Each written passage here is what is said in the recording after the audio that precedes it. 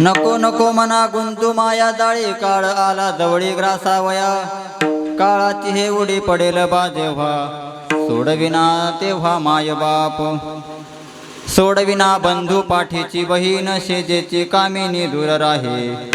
काळाची हे उडी पडेल बा जेव्हा, सोडविना तेव्हा माय बाप.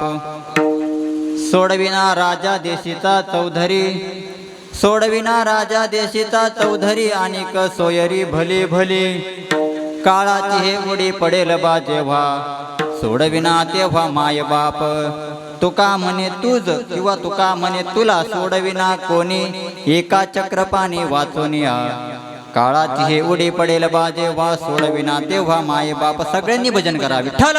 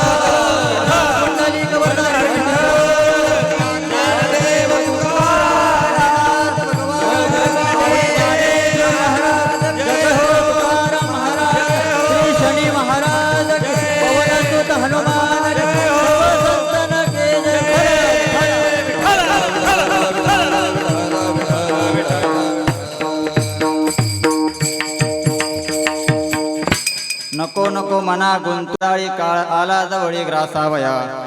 काळाची हे उडी पडेल बा जेव्हा, सोडविना तेव्हा माय बाप. योऽन्तः प्रविश ममोऽतिमिमां प्रसुप्ता, संजीवयत्य किल शक्तिधर स्वधाम्ना. अन्यांश्च श्रवणत्वगादीन् प्राणान् नमो भगवते पुरुषाय तुभ्यं. पंढरीचा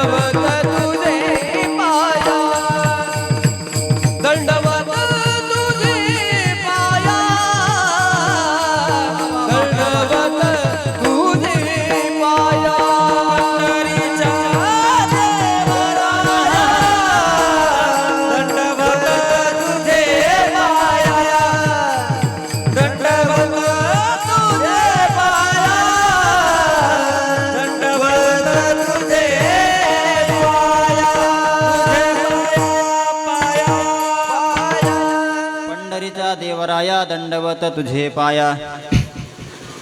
अलंकापुरी पुण्यभूमी पवित्र, तेथे नांदतो ज्ञानराजा सुपात्र. तया आठविता महापुण्य राशी, नमस्कार माझा सद्गुरु ज्ञानेश्वरासी. अलंकापुरी रम्य सिंहासनस्थं पदाम्बोजेजस्प्रदिक्प्रदेशं, विधीन्द्रादिदेवै सदा स्तूयमानं समाधिस्थमूर्तिं भजे ज्ञानदेवम्. ओं नमो ज्ञानेश्वर.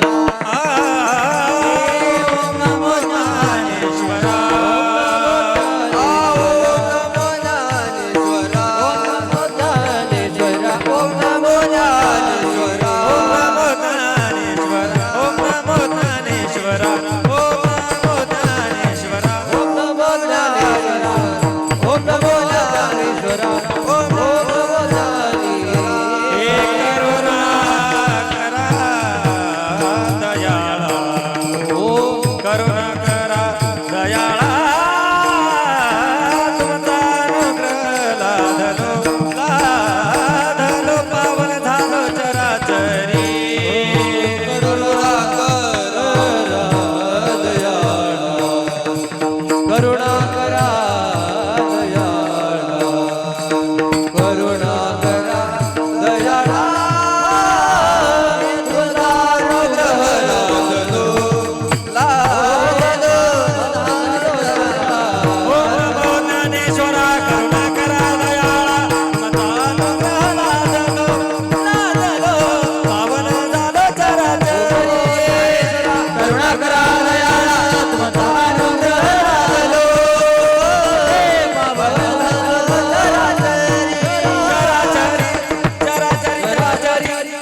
नमो ज्ञानेश्वरा करुणा करा दयाळा तुमचा अनुग्रह लादलो पावन झालो चराचरी नमो जन्मभूमी जिथे जन्मलो मी नमो कर्मभूमी जिथे वाढिलो मी नमो अलंकापुरभूमी जिथे ज्ञान पावितो झालो आम्ही नमो भारत राष्ट्रभूमी जिच्या पुढे इथून पुढे कामी नको नको मना गुंतू माया जळी काळ आला जवळी ग्रासावया काळाची हे उडी पडेल बा जेव्हा सोडविना तेव्हा मायबाप प्रस्तुत संकीर्तन सेवेकरता निवडलेला अभंग महान भगवत भक्त विश्ववंद्य महाराष्ट्र भूषण देहूचे सुप्रसिद्ध साधू वैराग्याचे मूर्तिमंत पुतळे नव्हे नव्हे जाळवणी संसार वैसुर अंगण या स्थितीला प्राप्त झालेले लोकमान्य देवमान्य जगतमान्य श्रीसंत श्रीमंत माऊली मावशी ज्ञानोबराय आणि या ज्ञानोबरायांना प्रिय असणारे साधू प्रिय असणारे वैष्णव साधू जगद्गुरु तुकोबराय या तुकोबरायांचा याच्यावर नरद्याला आले जो काही जीव आहे या जीवाला उपदेश करणारा अभंग सेवेकरता निवडलेला आहे विठ्ठल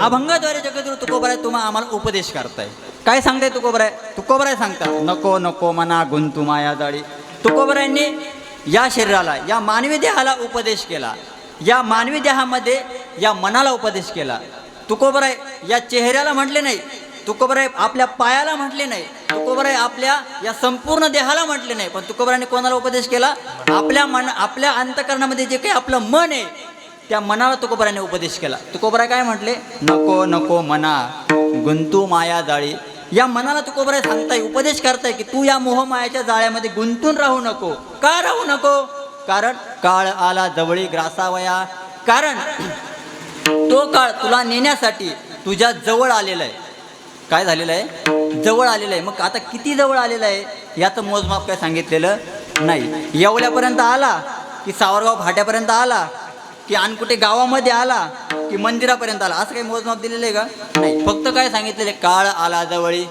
ग्रासावया आणि तुकोबराय पुढे सांगतात ज्यावेळेस तो काळ तुला घेऊन जाईल ना थोडंसं लक्ष देऊन ऐका बरं का तो काळ ज्यावेळेस तुला घेऊन जाईल ना त्या काळाची उडी ज्यावेळेस पडेल आणि तो तुला घेऊन जाईल त्यावेळेस काळाची उडी पडेल बा जेव्हा सोडविना तेव्हा बोला सोडविना तेव्हा माय बाप तुकोबराने सगळ्यात आधी कोणाला घेतलं आई वडिलांना घेतलं ज्यावेळेस तो काळ तुम्हाला घेऊन जाईल त्यावेळेस तुम्हाला आई सोडवू शकत नाही आणि तुम्हाला तुमचा बापही सोडवू शकत नाही सोडविना तेव्हा माय बाप त्यावेळेस लोक म्हणले तुकोबराय ठीक आहे आमची आई म्हातारी झाली आमचे वडील म्हातारे झाले ते आम्हाला सोडवू शकत नाही पण माझा भाऊ आहे ना माझा भाऊ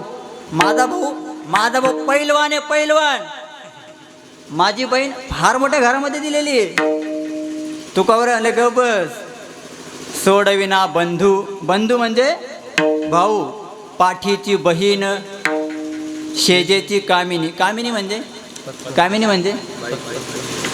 बोला ना कामिनी म्हणजे अहो बोला ना कामिनी म्हणजे बायको कामिनी म्हणजे पत्नी तुमची स्वतःची सख्खी पत्नी तुम्हाला सोडवू शकत नाही तुकोबराय सांगतात सोडविना बंधू पाठीची बहीण शेजेची कामिनी दूर आहे तरी लोक म्हणले तुकोबराय आमची आई सोडवू शकत नाही आमचे वडील सोडवू शकत नाही आमचा भाऊ सोडवू शकत नाही आमची बहीण सोडवू शकत नाही आमची पत्नी सोडवू शकत नाही इथपर्यंत ठीक आहे तुकोबराय पण तुम्हाला माहिती का तुकोबराय आत्ता आपल्या महाराष्ट्र राज्याचे जे मुख्यमंत्री आहे ते माझ्या सख्या बहिणीच्या चुलत जावचे सख्खे जावई कोण मुख्यमंत्री ते मला सोडवतील तुकोबराय आणले तरी पण तू ग बस का सोडविना राजा देशीचा चौधरी आणि पुढे आहे का आणिक सोयरी भली भली भली भली म्हणजे मोठमोठे सोयरे तुम्हाला सोडवू शकत नाही मग आता मात्र लोकांचे डोळे उघडले आणि ते लोक तुकोबरायांना शरण गेले आणि तुकोबरायांना विचारलं तुकोबराय आता आमचे डोळे उघडलेले आम्हाला कोणी सोडवू शकत नाही आमची आई वडील भाऊ बहीण नातेवाईक कोणी सोडवू शकत नाही आम्हाला या संसारातून या मोहमायातून सोडवणारं कोण आहे याचं उत्तर तुकोबराय सांगा त्यावेळेस तुकोबराय सांगतात तुका म्हणे तुझ किंवा तुका म्हणे तुला सोडविना कोणी एका चक्रपाणी त्या भगवंताशिवाय तुला इतर कोणी सोडवू शकत नाही म्हणून तू या मोहमायाच्या जाळामध्ये गुंतून राहू नको असा उपदेश तुकोबराय या अभंगातून करतात विठ्ठल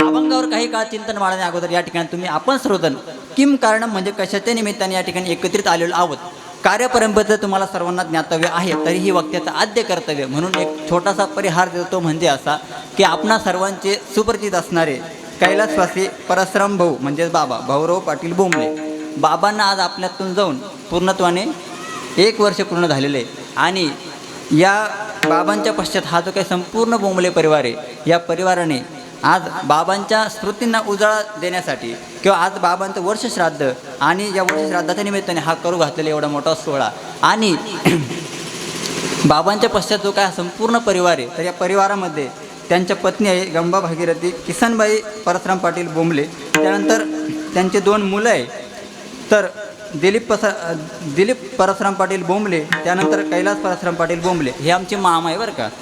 हे 2 मुलं आहे, त्यानंतर त्यांच्या 2 सुना या ठिकाणी, त्यानंतर त्यांना 2 मुली आहे आणि त्यांचे नातू आहे अविक्षित कैलास पाटील बोंबले, त्यानंतर शुभम दिलीप पाटील बोंबले, आदित्य कैलास पाटील बोंबले आणि आरती भरत खोकले, असे त्यांचे हा नातू नाती सुना आणि मुलं, हा संपूर्ण जो काही बोंबले परिवार आहे, या परिवारातून आज बाबा म्हणजेच ज्यांना संपूर्ण गाव भाऊ या नावाने ओळखत होतं, असे भाऊ या परिवारातून किंवा या गावातून निघून गेले आणि आज त्यांना पूर्णत्वानं 1 वर्ष पूर्ण झालेलं आहे. शास्त्र असं सांगतं, आपली हिंदू वैदिक परंपरा असं सांगते की एखादी व्यक्ती मरण पावली तर त्या व्यक्तीच्या पश्चात आपण किंवा त्या घरातील व्यक्तींनी त्या व्यक्तीसाठी काहीतरी दान करायचं असतं. लक्ष द्या बरं का, काहीतरी दान करायचं असतं आणि मग हे दान कोणतं करायचं, का करायचं, कशासाठी करायचं आणि ते केल्याने त्याचा फायदा काय होतो, या 2-3 गोष्टीचं आपण जरा चिंतन करूया. त्याआधी भजन करा. विठ्ठल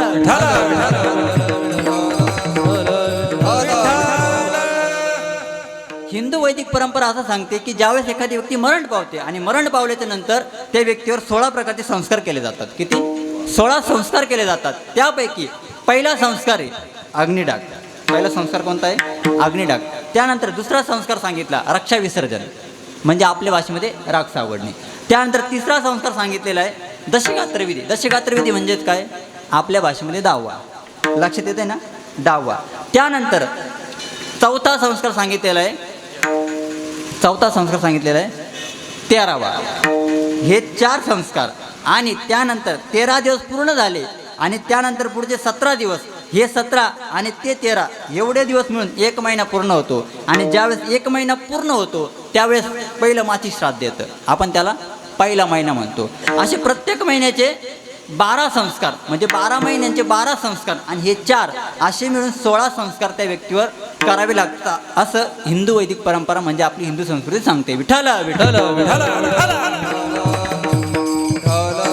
मग या 16 संस्कारांपैकी आजचा हा जो काही संस्कार आहे हा 16वा संस्कार आहे. आणि या संस्काराच्या पश्चात म्हणजे आजचा दिवस हा वर्ष श्राद्धाचा दिवस आहे. आणि शास्त्र असं सांगतं की ज्यावेळेस एखादी व्यक्ती आपल्यामधून निघून जाते तर ती व्यक्ती आपल्यामध्ये या दिवशी म्हणजे वर्ष श्राद्धाच्या दिवशी पुन्हा आपल्यामध्ये येत असते. आणि ती जी वेळ सांगितलेली एक 10:35 ते 12:18 ती व्यक्ती आपल्यामध्ये असते. मग ह्या वेळेमध्ये आपल्याला जे काही दान पुण्य करायचं आहे ते आपण ह्या वेळेमध्ये करायचं असतं. मग त्याच्यामध्ये अन्नदान असेल, ज्ञानदान असेल, पिंडदान, वस्त्रदान, जे दान आपल्याला शक्य आहे हे संपूर्ण दान ह्या काळामध्ये आपल्याला करायचे असतात. म्हणून आज या ठिकाणी अन्नदानही आहे, ज्ञानदानही आहे. मग आता तुम्ही म्हणशाल महाराज इथपर्यंत ठीक आहे की 16 संस्कार त्या व्यक्तीवर करावे लागतात, पण या सगळ्यांमध्ये आपण जे कीर्तन करतो, आपण जे प्रवचन करतो, आता इथंच नाही, आपण कुठेही जा, महाराष्ट्रामध्ये कुठेही जा, आपल्या 10 वेळा वर्ष श्राद्धाला कीर्तन ऐकायला मिळतात. का मिळतात? का करतो? त्याचं कारण सांगतो ऐका. तर आपण जर गेलेल्या व्यक्तीच्या पश्चात आपण जर या ठिकाणी देवाचं नामस्मरण नामचिंतन जर केलं तर त्याचा फायदा काय होतो मी नाही सांगत, ज्ञानोबा सांगतो.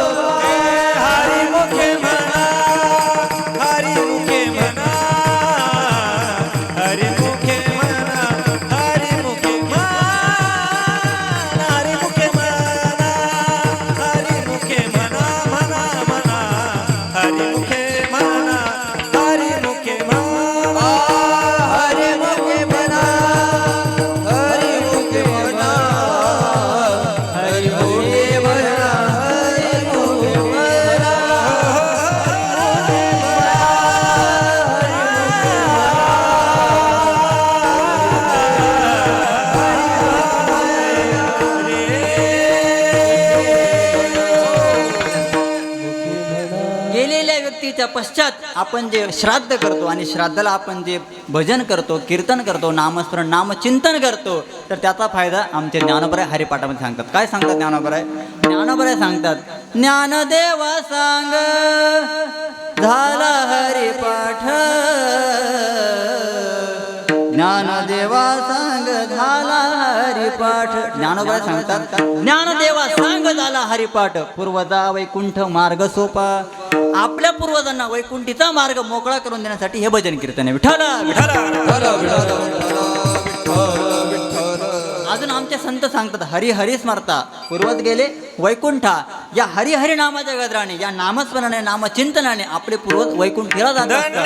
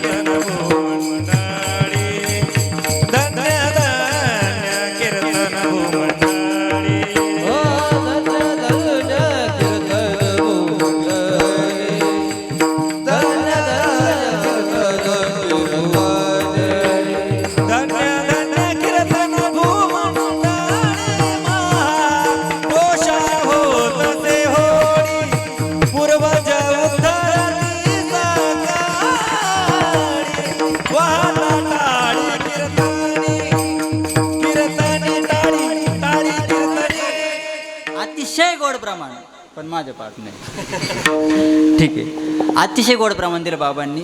तर ऐका, आपण जे भजन, आपण जे कीर्तन, नामस्मरण, नामचिंतन करतो, या चिंतनाचा फायदा काय होतं तर तुकोबराय सांगतात किंवा ज्ञानोबराय सांगतात किंवा आमचे संत सांगतात, हा आपले जे गेलेले पूर्वज आहे हे यांचा उद्धार होण्याकरता आपण जे कीर्तन करतो हा त्याचा फायदा आहे. विठ्ठल आणि म्हणून आज ज्यांच्या निमित्ताने आपण सर्वजण एकत्रित आलेलो आहोत असे असणारे भाऊ, आणि या भाऊंना जाऊन आज 1 वर्ष पूर्ण झालेलं आहे. आणि मला तरी असं वाटतं की काल माझा आणि त्यांचा फोन झाला मामांचा. त्यावेळेस मामा मला म्हटले की बाबा जे होते, या बाबांना त्यांच्या नावाने या गावामध्ये कोणी ओळखत नव्हतं. माझं बोलणं लक्षात येतंय का? त्यांना त्यांच्या नावाने कोणी ओळखत नव्हतं, म्हणजे त्यांना कोणी ओळखत नव्हतं असा अर्थ होत नाही. आलं का लक्षात? तुम्ही झोपले का? खालची मंडळी, त्यांना त्यांच्या नावाने कोणी ओळखत नव्हतं, म्हणजे त्यांना कोणी ओळखत नव्हतं असा त्याचा अर्थ होत. त्यांना सगळे भाऊ नावाने ओळखायचे. त्यांच्या जीवनातील एक प्रसंग सांगतो तुम्हाला, ऐका. एक दिवस ते लग्नाला गेले होते बरं का, म्हणजे मला माहीत नाही बरं का, मी त्यावेळेस नव्हतो, पण ऐकलेलं आहे म्हणून सांगतो. ते एक दिवस लग्नाला गेलेले होते आणि लग्नाला गेल्यानंतर त्या ठिकाणी त्यांच्याकडे एक काम दिलेलं होतं लग्नामध्ये. कशाचं? आहेर टिपायचं. पूर्वीच्या काळामध्ये लग्नामध्ये आहेर करायचं. पूर्वीच्या काळात, आता नाही. पूर्वीच्या काळात लग्नात आहेर करायचे. तर त्यांच्याकडे आहेर टिपायचं काम दिलेलं होतं. मग त्या ठिकाणी ते बसलेले होते आणि एक व्यक्ती त्यांच्याकडे आली आणि त्यांना हाक मारते की हा आहेर घ्या आणि आहेर टिपा तुम्ही. तर त्यावेळेस ते म्हणे तुमचं नाव काय? ते म्हणे तुम्हाला पूर्ण गाव ओळखतं म्हणे, पण मला फक्त एवढं माहिती की तुमचं नाव भाऊ आहे. आता मला सांगा, आहेर भाऊ नावाने टिपून चालेल का? चालेल का? काय करावं लागेल? पूर्ण नाव नाही, पूर्ण नाव लिहावं लागेल. का लिहावं लागेल? लक्ष देण्यासाठी.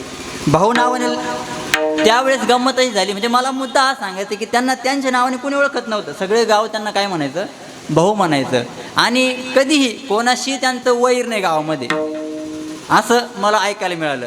आणि कधी कोणाची भांडण नाही, कधी कोणाची तंटा नाही, एकदम आपलं काम आणि आपण, असं त्यांचं व्यक्तिमत्व होतं. पण गंमत काय होते माहिती का, आपल्या मृत्यू लोकात एक नियम आहे बाबा, आपल्या मृत्यू लोकात एक नियम आहे. म्हणजेच काय, या ठिकाणी जो जन्माला आला त्याला एक दिवस, हे तुम्ही सगळ्यांनी ऐकलेलं आहे, हे मला वेगळं सांगण्याची गरज नाही आहे, पण हा नियम आहे. या ठिकाणी कोणीच राहिलेलं नाही, कोणीच नाही. आपण काय, जो जगाचा बाप आहे, जगाच्या बापाला सुद्धा मरण चुकलं आहे का? 33 कोटी देवता मर गए पडे काल के. अहो ज्या ठिकाणी देव राहिले येथे नाही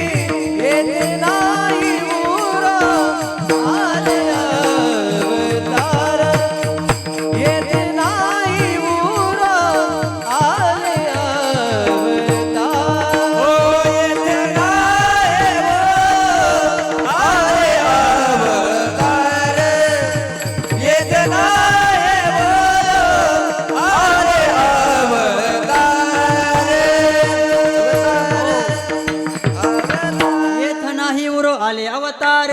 येरते पामर जीव किती अतिशय गोड प्रमाण. मी मुद्दा सांगत होतो, या ठिकाणी कोणी राहायला आलेलं नाही, प्रत्येकाला जायचंय, प्रत्येकाला जायचंय. इथपर्यंत ठीक आहे, पण घ्या पाहून गाडी, घ्या पाहून, घ्या पाहून. तुम्ही पाहिले का त्याची गाडी कधी? विठ्ठल विठ्ठल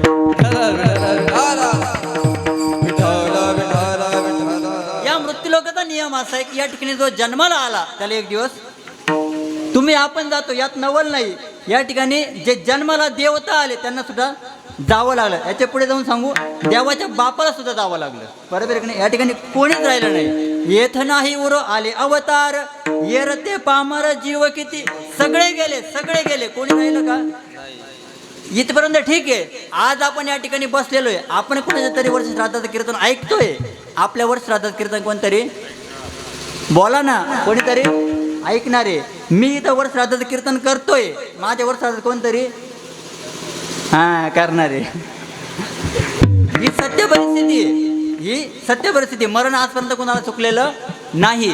आणि मग हा देह तुम्हाला आम्हाला मिळालेला आहे, तर या देहाने आपल्याला काय करायचंय, तर या देहाने त्या देवाचं भजन करायचंय. का? कारण देवे दिला देह भजना गोमटा. देवे दिला देह भजना गोमटा. हा सुंदर देह देवाने आपल्या कशात दिला? गंमत आहे का? अभंग तुकोबरायांचा आहे, आणि तुकोबरा या अभंगातून तुम्ही आम्हाला उपदेश करताय. आता उपदेश का करताय ऐका. तुकोबरायांनी तुम्हा आम्हालाच का उपदेश केला? ऐका बरं का. तुकोबरायांनी तुम्हा आम्हालाच का उपदेश केला? त्यानंतर तुकोबराय असं का म्हटले नाही? तुकोबरायांनी एखाद्या कुत्र्याला का उपदेश केला नाही? एखाद्या गाढवाला का उपदेश केला नाही? एखाद्या बैलाला का उपदेश केला नाही? तुकोबरायांनी तुम्ही आम्हालाच का उपदेश केला? त्याचं कारण ऐका. इतर देहाने या पृथ्वी तलावर 84 लक्ष प्रकारचे जीवजंतू राहतात. किती? 84 लक्ष. त्यापैकी 83,99,999 जर बाजूला ठेवले तर एक देह असा आहे की त्या देहाने आपल्याला काय करता येतं? देवाचं काय करते? आणि कहे ध्यान नाही कोठे, आणि कहे ध्यान नाही कोठे, आणि कहे ध्यान नाही कोठे, आणि कहे ध्यान नाही कोठे.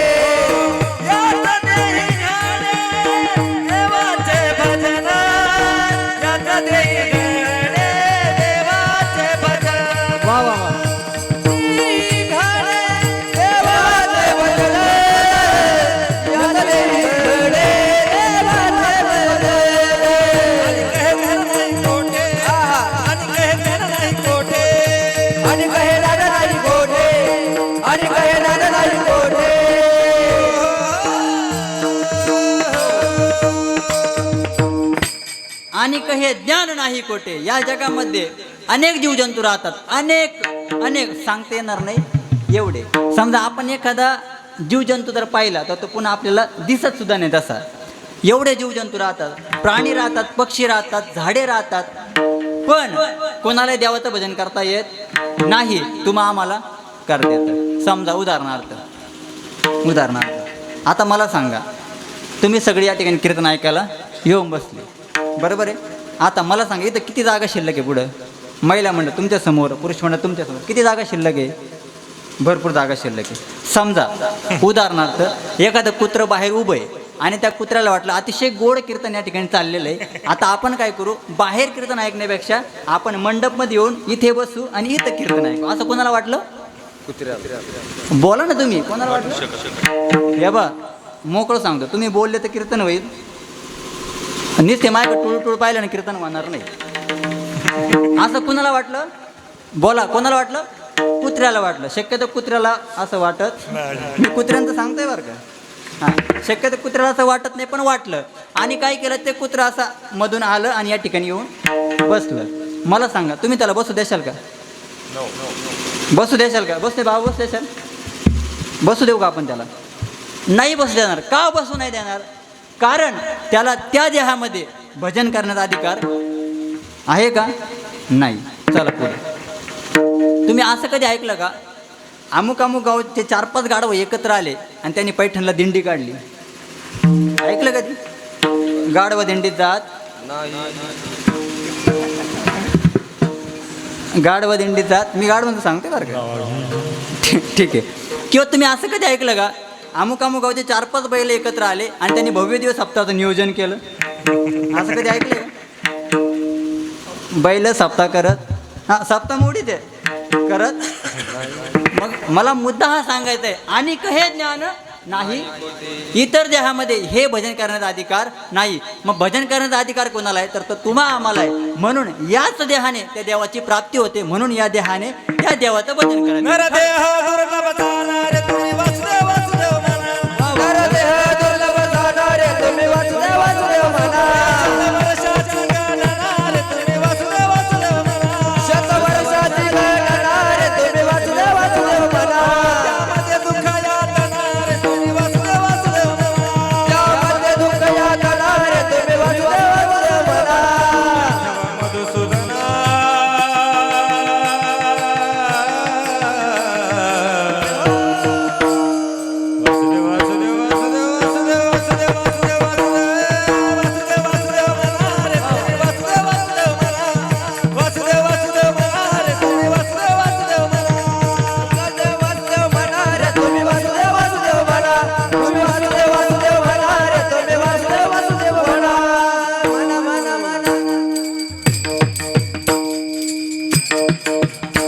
अतिशय गोड प्रमाण दिलं, अतिशय गोड प्रमाण. आता ऐका, हे प्रमाण कुठे येतं माहिती का?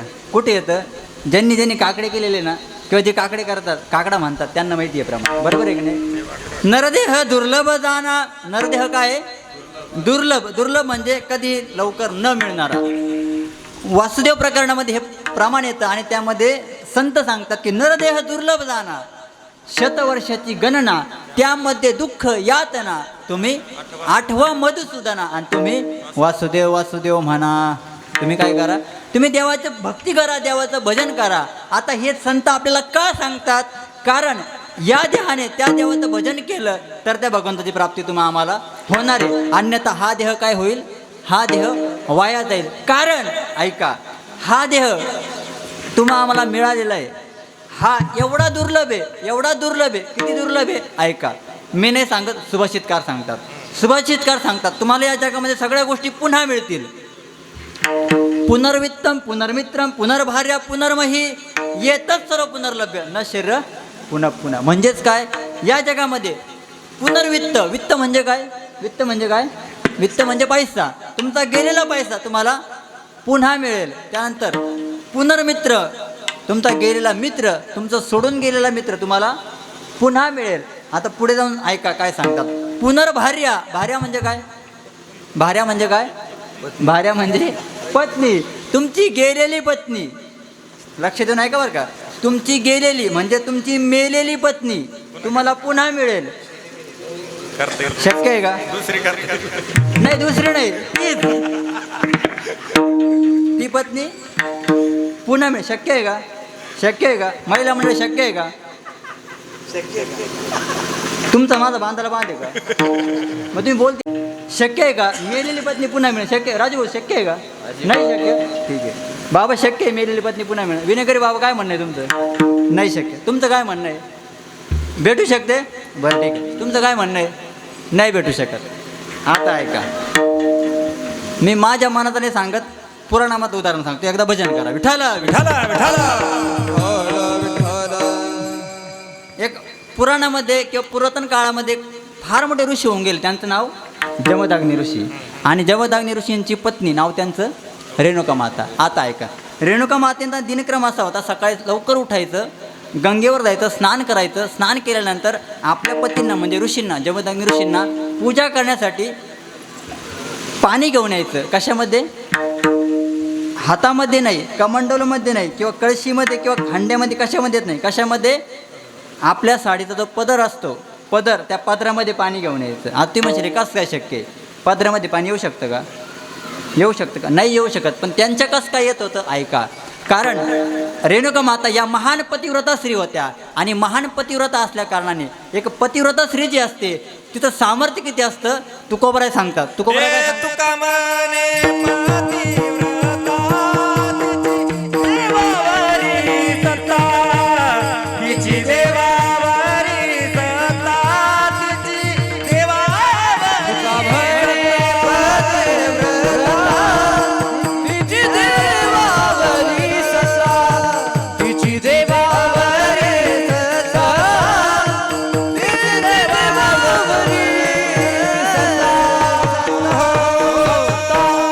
तुका म्हणे पतिव्रता तिची देवावरी सत्ता. पतिव्रता स्त्री जी असते तिची कोणावर सत्ता असते?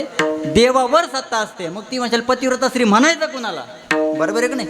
पतिव्रता स्त्री म्हणायचं कुणाला? तर ऐका, मी नाही सांगत, ज्ञानोबराय सांगतात. काय सांगतात? उघडा ज्ञानेश्वरी.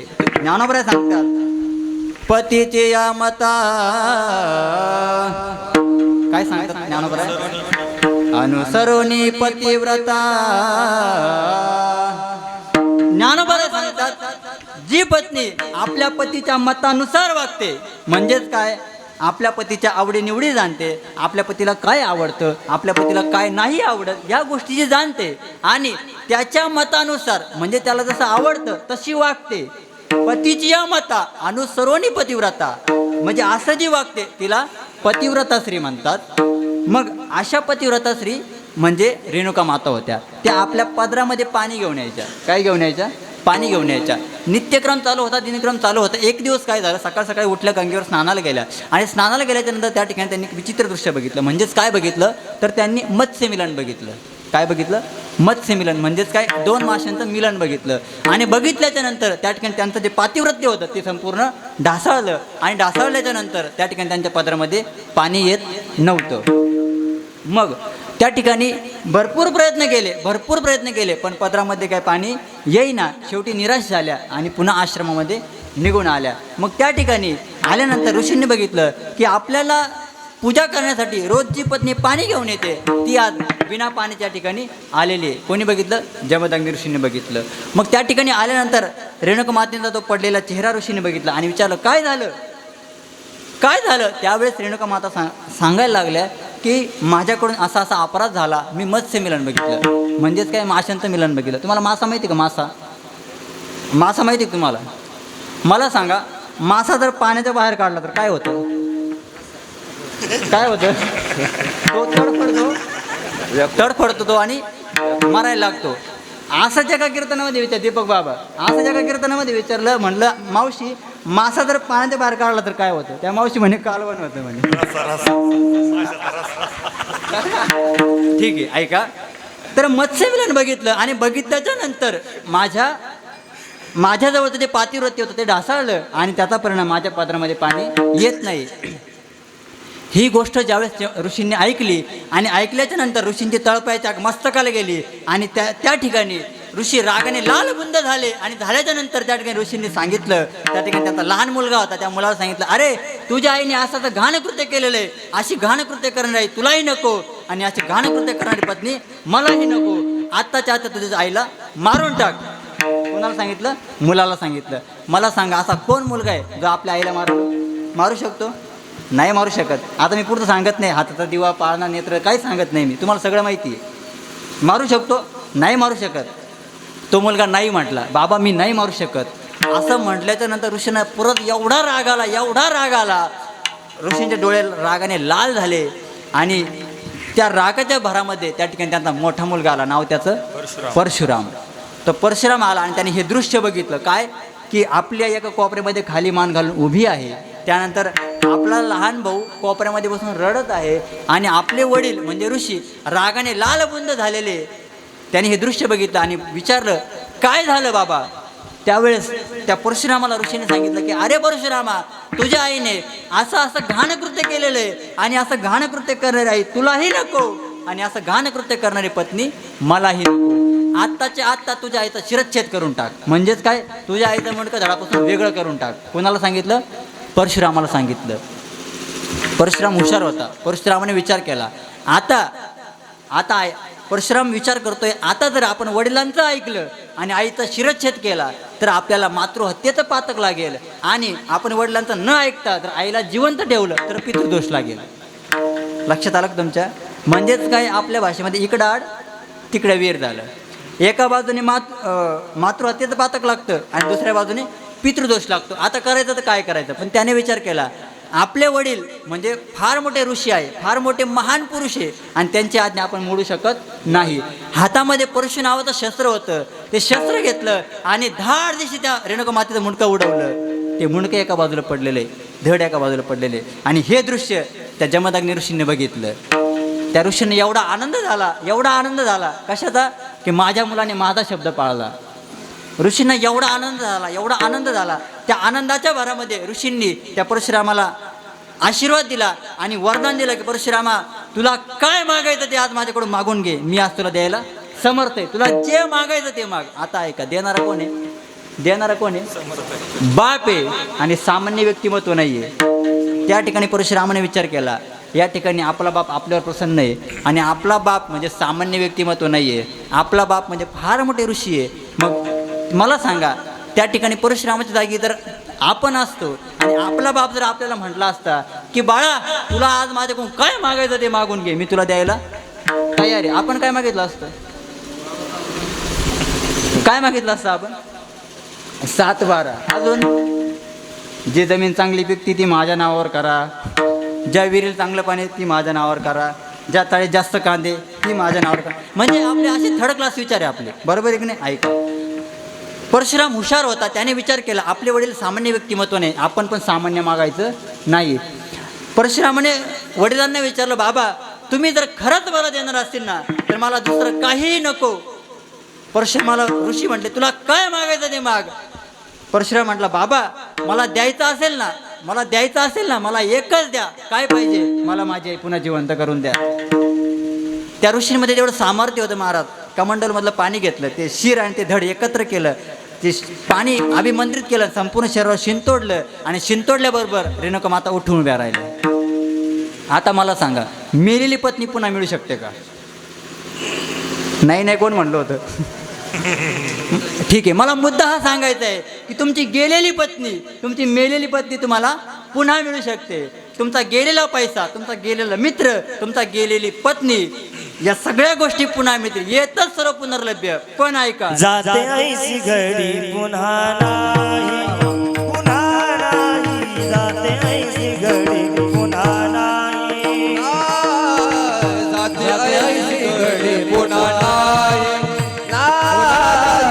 जाते ऐसी घडी पुन्हा नाही. तुका म्हणे काही करा काढी, म्हणे जाते ऐसी घडी पुन्हा नाही.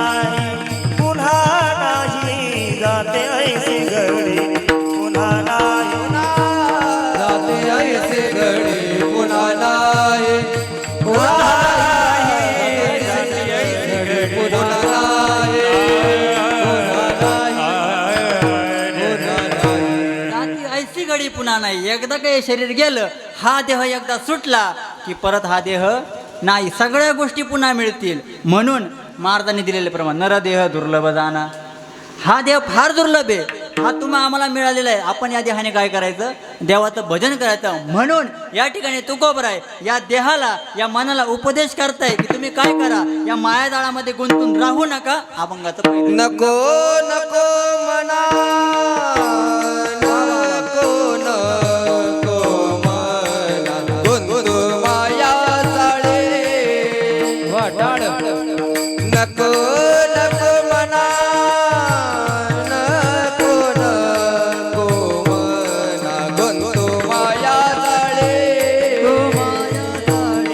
नको नको मना नको नको मना गुंतू माया नको नको मना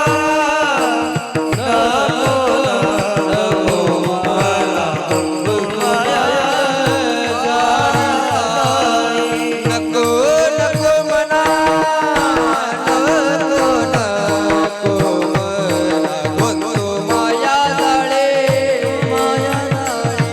नको नको मना नको नको मना गुंतू माया जाळे. नको नको मना गुंतू माया जाळे. हो नको नको मना नको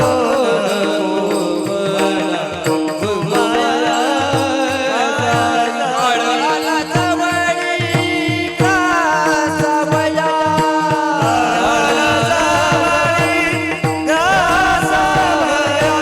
आळाला जवळी का सावया.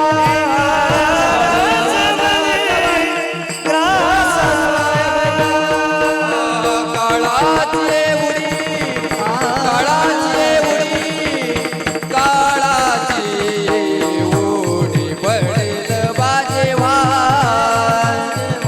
काळाची उडी काळाची उडी पडेल बाजेवा.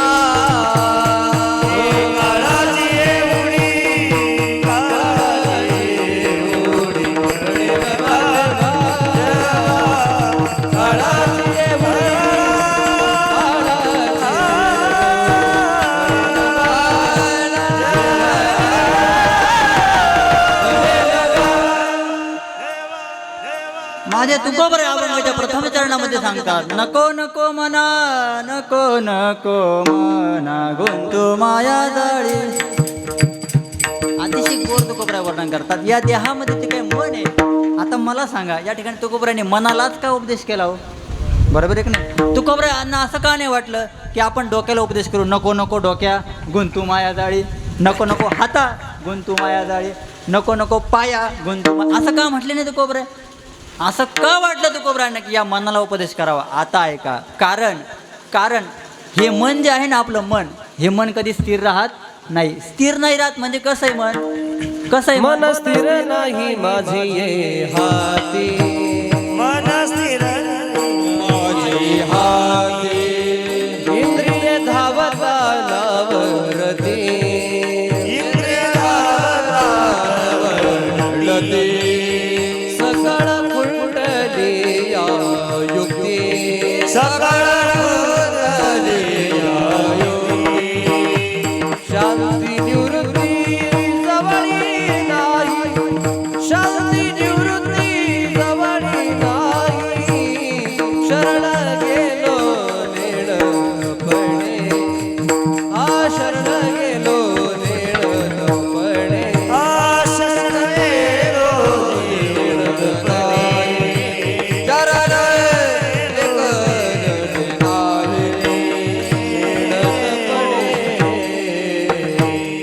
तुकोबराय सांगतात की हे मन कसं आहे? मन स्थिर नाही माझी हाती. नाट प्रकरण बरं का, फार गोड प्रकरण आहे. तुकोबराय नाटाच्या प्रकरणात वर्णन करतात. मन स्थिर नाही माझे हाती. इंद्रिय धावता नावरती.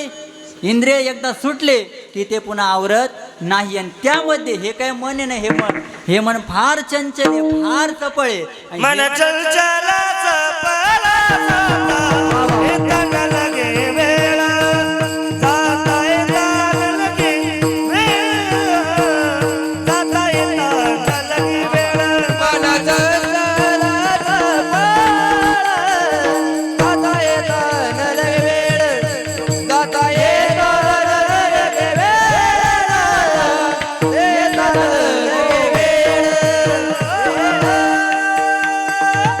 मन चंचल चपळ जाता येता न लगे वेळ. हे मन कसं आहे, हे मन फार चंचल आहे, फार चपळ आहे. म्हणजे किती चंचल किती चपळ आहे मला सांगा. सगळ्यांना माहिती आहे, मी जर येवला म्हणलं तुमचं मन येवल्याला जाऊन येईल, मी जर पंढरपूर म्हणलं तर तुमचं मन पंढरपूरला जाऊन येईल. एवढं मन काय आहे, चंचल आणि चपळ आहे. म्हणून तुकोबराय या मनाला उपदेश करतात आणि या मनाला सांगतात की नको नको मना गुंतू माया जाळी. या मनाला सांगतात तू या मायाजाळामध्ये गुंतून राहू नको. तू काय कर. या मनाला सांगितलं तू काय कर, तर मना तेथे धाव घेई, मग मना कोठे धाव घेई, राहे विठोबाचे पायी. संत तुम्हा आम्हाला जागृत करतात आणि काय सांगतात, तुम्ही तुमचं मन कुठं लावा, त्या देवाच्या पायाजवळ लावा. हे मन लावाये कांती साधू संगे साधू संगे मन लावाये कांती साधू संगे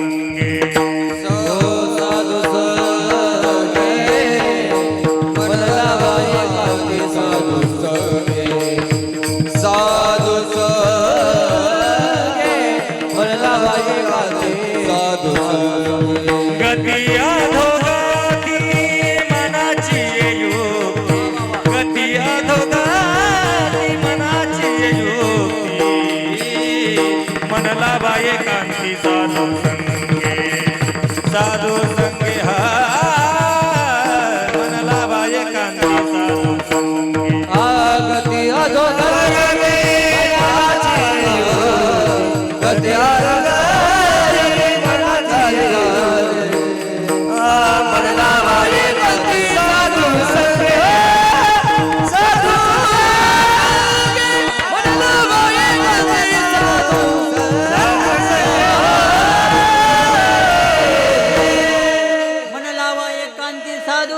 आपलं मन आहे हे आपण कुठं ठेवायचं, त्या देवाच्या चरणाजवळ ठेवायचं. म्हणून तुकोबराय, म्हणून संत आपल्याला काय करतात, उपदेश करतात. आता ऐका, संत उपदेश करताना रचना कशी ऐका. संत काय करतात, संत आपले उपदेश करतात कधीपासून, सकाळी उठल्यापासून कधी, सकाळी उठल्यानंतर वारकऱ्याचा पहिला नियम काय काकडा.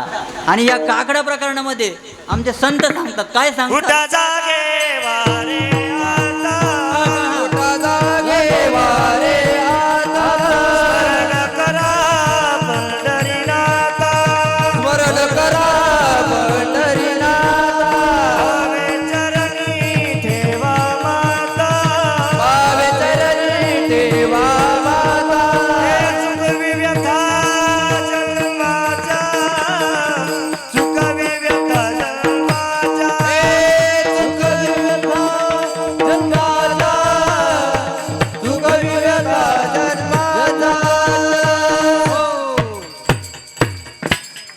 अतिशय गोड प्रमाण जे माझ्या पोटात होतं ते तुमच्या पोटात होतं. काय सकाळच्या काकडा प्रकरणामध्ये संत तुम्ही आम्हाला जागा करतात. काय सांगतात संत, उठा जागे वारे आता.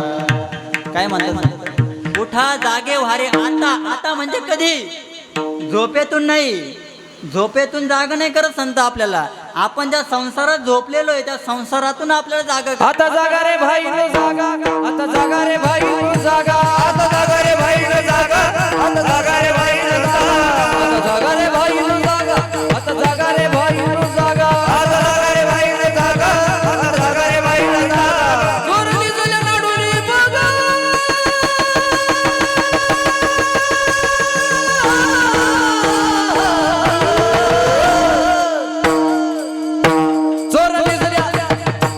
चोरली झाल्या नाडूनी भागा, आता जागा रे भाई नो जागा,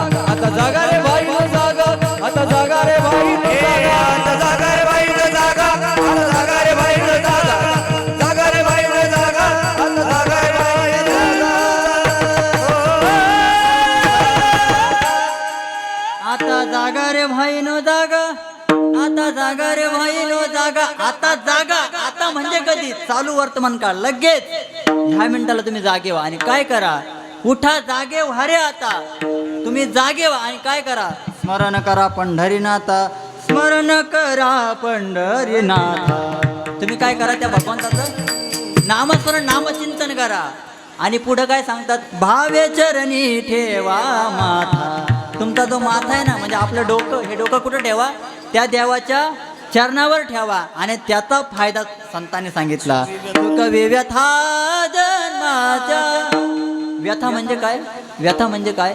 आपल्या जीवनामधलं जेवढं काही दुःख आहे, या दुःखाचं जर निवारण करायचं असेल तर आपला माथा त्या देवाच्या चरणावर ठेवायचा. आणि सुखवी व्यथा जन्माच्या. मग आता तुम्ही म्हणशाल महाराज, संत आम्हाला जागं का करतात? बरोबर आहे की नाही? क्वेश्चन मार्क आहे, प्रश्नचिन्ह आहे. का जागं करतात? ऐका, याच्या पुढचं प्रमाण ऐका. धन दारा पुत्र जन बंधू सोय रे पेशून, सर्व मिथ्या हे जाणून, शरण रिघा देवाचे. हो, संत जागं का करतात? ऐका. कारण तुम्ही आपण ज्या संसारामध्ये झोपलेलो आहोत, तो संसार कसा आहे? धन. धन म्हणजे काय? धन म्हणजे पैसा. दारा. दारा म्हणजे काय? दारा म्हणजे काय? पत्नी, बायको. हां, आता ऐका, आता ऐका. आपल्या मराठी शब्दकोशामध्ये, आपल्या मराठी शब्दकोशामध्ये बायकोला किती नाव आहे माहिती का? किती नाव आहे? तुम्हाला किती माहिती आहे? 5 माहिती. अजून कोणाला माहिती का याच्यापेक्षा जास्त? ज्यांना मुजांचं होईल त्यांनीच सांगा. किती नाव आहे? ऐका, माझं होईल नाही तरी मला माहिती आहे. हां, आपल्या मराठी शब्दकोशामध्ये बायको या शब्दाला 45 नाव आहे. किती? किती नाव आहे? 45. आता नाही सांगा तेवढे, नंतर सांगा. ऐका, त्यापैकी दारा हे एक नाव आहे. दारा, भार्या, पत्नी, अर्धांगिनी, कामिनी, मेदिनी, अनेक नाव आहे. आणि इंग्लिशमध्ये बायकोला काय म्हणतात? काय म्हणतात? वाईफ म्हणतात. आणि वाईफचं स्पेलिंग काय रे पोरा? WIFE. म्हणजे नावातच अर्थ आहे काय? Without information fighting every time.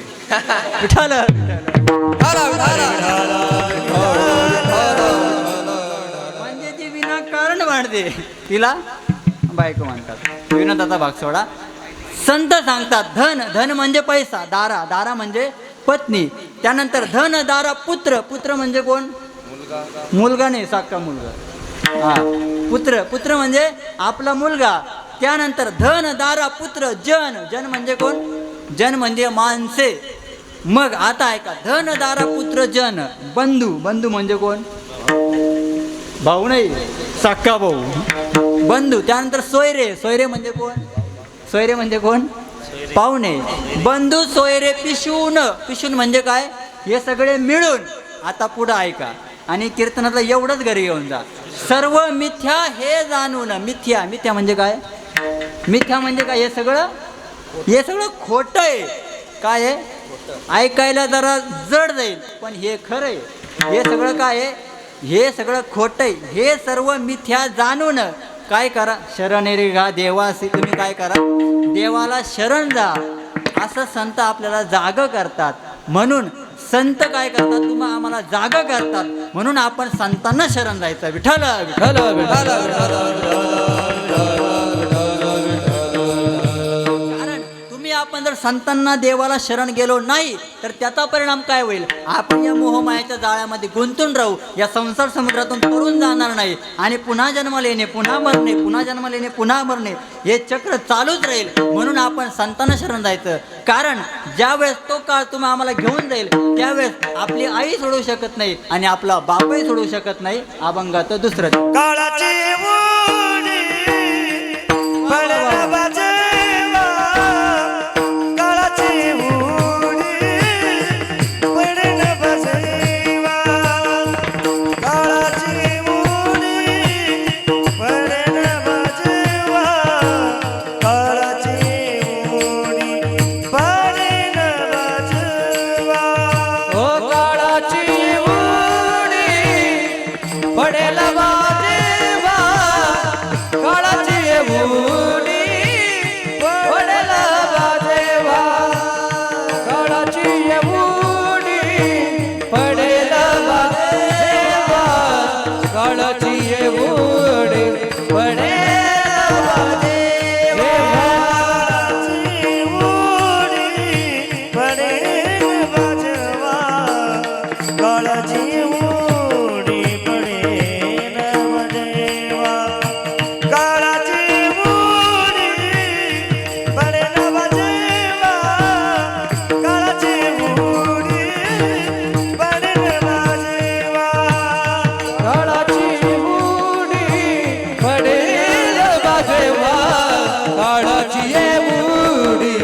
पडेल बाजेवा काळाची ओढे पडेल बाजेवा काळाची बुडी पडेल बाजेवा सोडविना तेव्हा माय बाप सोडविना तेव्हा माय बाप हो सोडविला देवा माय बाप सोडविला देवा माय बाप हे सोडविना तेव्हा माय बाप काळाची बुडी पडेल बाजेवा काळाची बुडी पडेल बाजेवा काळाची बुडी पडेल बाजेवा काळाची बुडी पडेल बाजेवा हो काळाची बुडी पडेल बाजेवा काळाची बुडी पडेल बाजेवा काळाची बुडी पडेल बाजेवा काळाची बुडी पडेल बाजेवा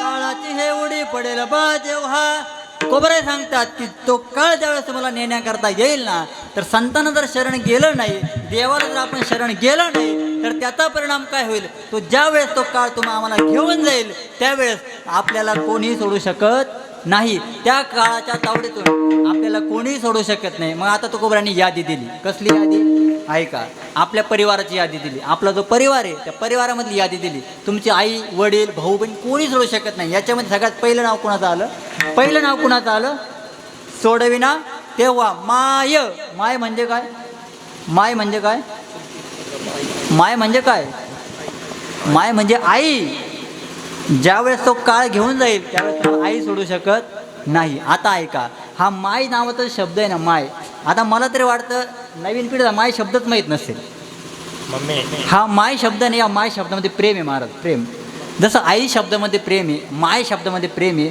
तसं मला सांगा मम्मी शब्दामध्ये प्रेम आहे का प्रेम आहे का जर मला सांगा या मम्मी शब्दामध्ये प्रेम असतं तर मला नाही वाटत ज्ञानोबरांनी लिहिलं असतं माय जगन्नाथ बाप जगन्नाथ मम्मी जगन्नाथ पप्पा जगन्नाथ असं ज्ञानोबरांनी लिहिलं असतं पण नाही महाराज कारण त्या शब्दात ते प्रेम आहे माय काय शब्द आहे महाराज माय पण तुकोबराय सांगतात ऐका तुकोबराय सांगतात की काळाची जे उडी पडेल बा जेव्हा सोडविना तेव्हा माय माय म्हणजे कोण आई मग ती म्हणशाल आमचे तुकोबराय आईच्या विरोधात बोलतात का विरोधात जायचा संबंध नाही कसा ऐका आधी भजन करा विठ्ठल पुराणामधलं उदाहरण देतो चला भागवतामध्ये चला भागवतामध्ये कृष्ण कन्हैयाच्या लीला बघा आणि कृष्ण कन्हैयाच्या लीलामध्ये बाळक्रीडा नावाचं प्रकरण बघा आणि बाळक्रीडा नावाच्या प्रकरणामध्ये माझ्या भगवान कृष्ण कन्हैयाने ज्यावेळेस कालिया नावाचा सर्प मारायचा होता तर तो सर्प मारण्यासाठी एक क्रीडा केली आणि त्या क्रीडेचं नाव होतं त्या क्रीडेचं नाव होतं आपल्या भाषेमध्ये क्रिकेट आपल्या भाषेमध्ये क्रिकेट म्हणजे त्यांच्या भाषेमध्ये चेंडूफळी मग भगवान कृष्ण कन्हैयाने काय केलं तर सगळे सवंगडी गोळा केले आणि त्या यमुनेच्या त्या ठिकाणी त्या डोहाजवळ त्या ठिकाणी त्या वनामध्ये त्या ठिकाणी चेंडूफळी खेळायला लागले आणि ज्यावेळी चेंडूफळी खेळत असताना कृष्ण बॅटिंग करायला कोण भगवान श्रीकृष्ण कन्हैया बॅटिंग करायला आणि तिकडून सुदामा बॉलिंग करायला म्हणजे चेंडू फेकायला आता त्या ठिकाणी सुदामाने त्या तिकडून चेंडू फेकला आणि जसा चेंडू फेकला तसा इकडून कृष्णाने मारला आणि जसा कृष्णाने मारला तसा तो चौका नाही आणि छक्का नाही डायरेक्ट आठ्या तुम्हाला आठ्या माहिती का आठ्या नाही तो आपल्या कीर्तनात राहतो फक्त असा चेंडू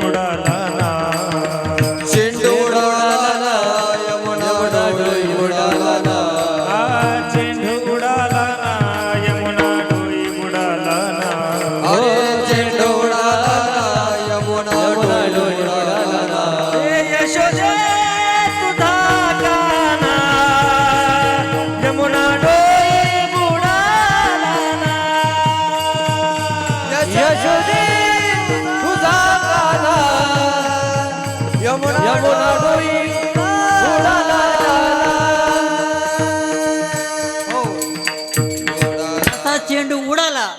चेंडू उडाला ना यमुना डोही बुडाला. चेंडू कुठे गेला?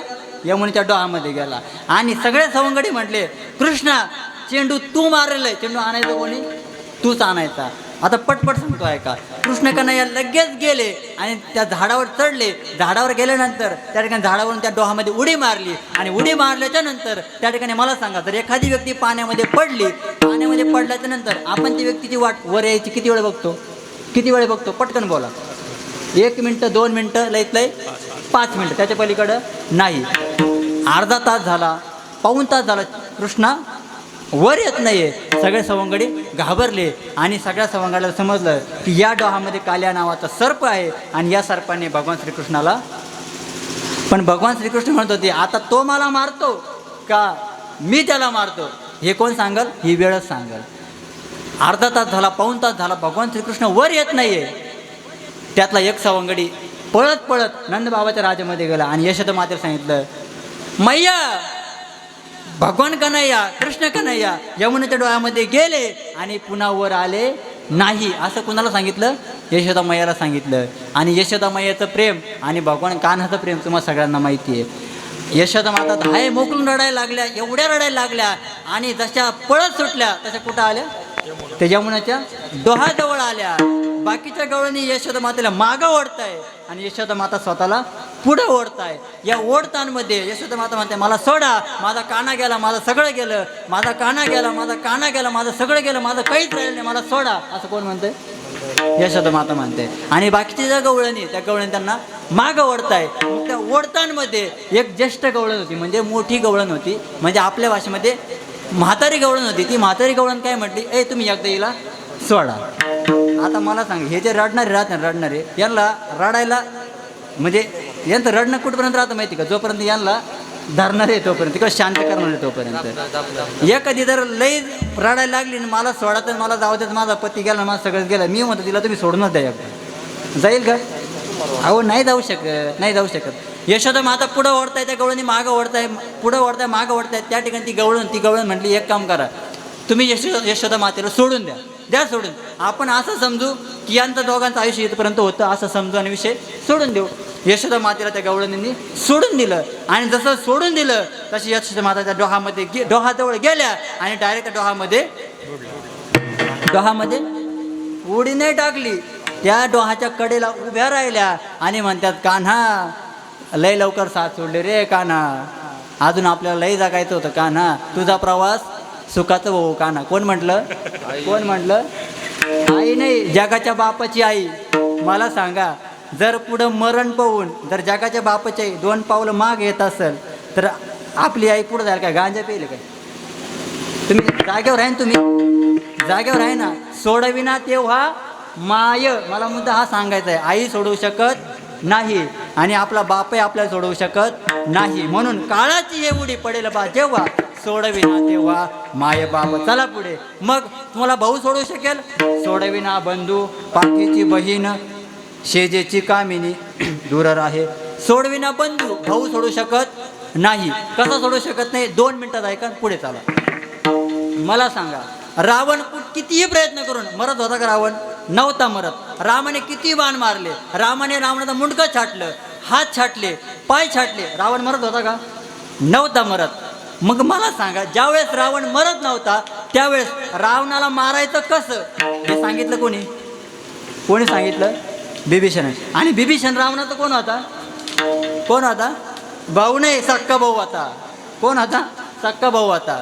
मला सांगा, जर रामाला बिभीषण म्हटलं असता, प्रभू जाऊ द्या, किती काही झालं, तो माझा भाऊ आहे, द्या सोडून दिलं असतं रामाने. पण नाही, माझा भाऊ सोडू शकत नाही. म्हणून सोडविना बंधू, पाठीची बहीण, शेजेची कामिनी दूर आहे. आपला भाऊ सोडवू शकत नाही, आपली बहीण सोडवू शकत नाही. आणि शेजेची कामिनी म्हणजे पत्नी आपल्याला सोडवू शकत नाही. आणि पत्नी कशी सोडवू शकत नाही हे आता सांगायला वेळ नाही. आणि ज्याचं वैल आहे त्यांनी याच्यावर जास्त बोलू नये. म्हणून या ठिकाणी विठ्ठल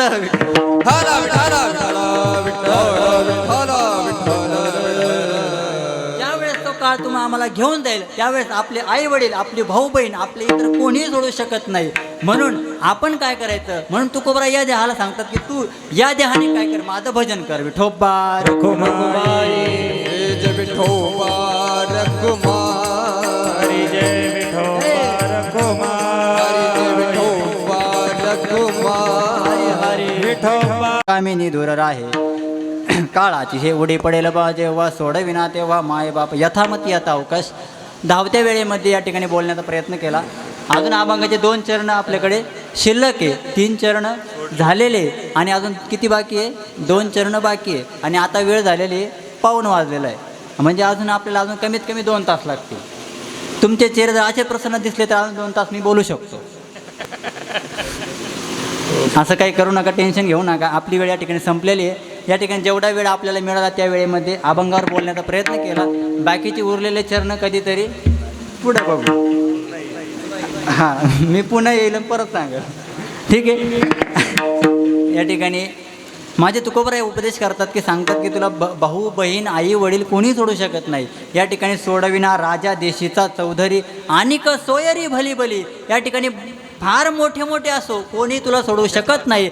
मग सोडवणारं कोण आहे, सोडवणारं कोण आहे, तर याचं उत्तर तुकोबराय अभंगाच्या शेवटच्या चरणात. तुका म्हणे तुझ सोडविना कोणी तुका म्हणे तुझ सोडविना कोणी तुका म्हणे तुझ सोडविना कोणी तुका म्हणे तुझ सोडविना